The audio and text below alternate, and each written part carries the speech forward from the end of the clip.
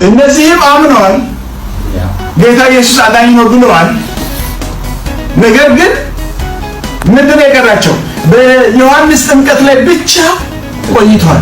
መንፈስ ቅዱስ እንኳን ሰው ከውሃና ከመንፈስ ካልተወለደ በቀር ወደ እግዚአብሔር መንግስት ሊገባ አይችልም የሚለውን የእግዚአብሔርን ቃል እንኳን እንዳያማሉ መንፈስ ቅዱስ እንዳለስ እንኳን ያው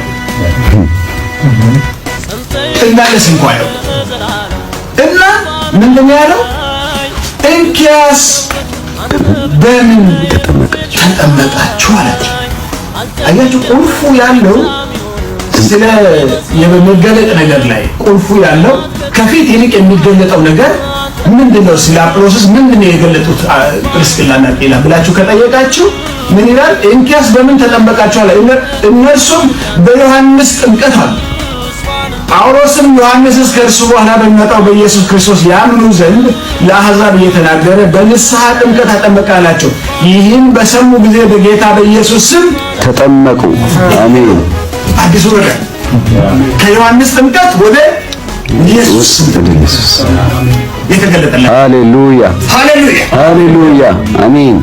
ከዮሐንስ ጥምቀት ወደ የኢየሱስ ጥምቀት ከፊት ይልቅ ገለጥ መንፈስ የተቃጠለው። ሃሌሉያ ይሄን ዮሐንስን ጥምቀት ይዞ የንስሐ ጥምቀት አግኝቶ በቃ ጌታ አለ አዳኝ ነው እሱ ፈዋሽ ነው እያለ በጣም በመንፈስ ይሰብካል።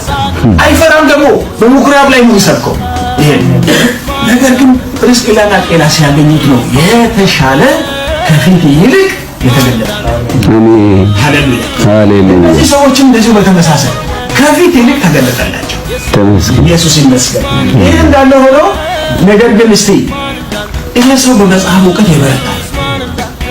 በየትኛው መጽሐፍ የዛን ጊዜ አዲስ ኪዳን ተጽፏል? አልተጻፈም። በየትኛው መጽሐፍ ነው የሚናገረው? ይሄ በብሉይ ኪዳን ያኔ ስላልተጻፈ አዲስ ኪዳን በብሉይ ኪዳን እውቀት የበረታ ነበረ። ለምንድን ነው ስለ ኢየሱስ እየተቃጠለ የሚናገረው?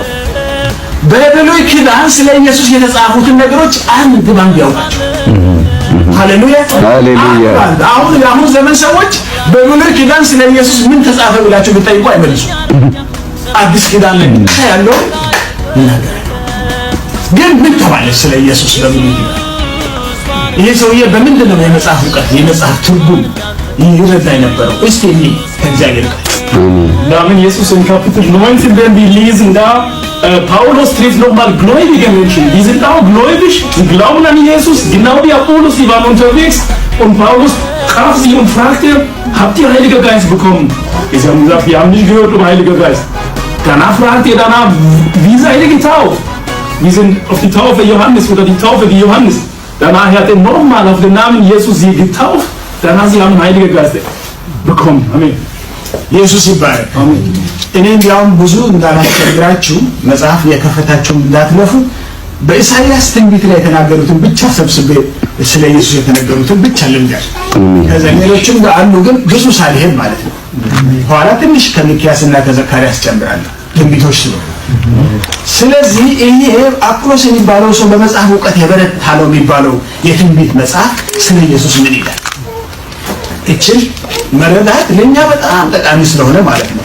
ኢሳይያስ 9 ላይ ያለውን ቃል ብዙዎቻችን የምናውቀው ቃል ነው፣ ግን እግዚአብሔር ቃል ስለደግም ያነባል።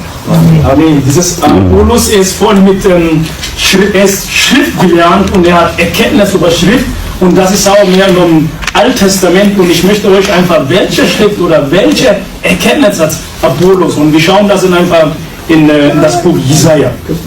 ኢሳይያስ ምዕራፍ 9 ቁጥር 6 ላይ Jesaja 9:6